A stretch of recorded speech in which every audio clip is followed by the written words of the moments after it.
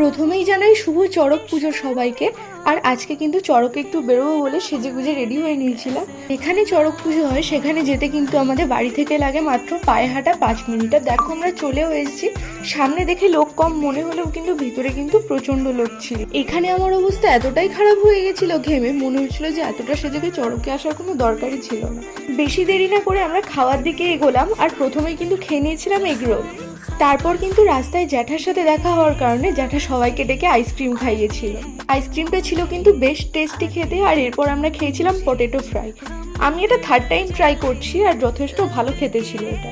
এরপর আর কি, গরমে বেশি দেরি না করে বাড়ির দিকে রওনা দিলাম।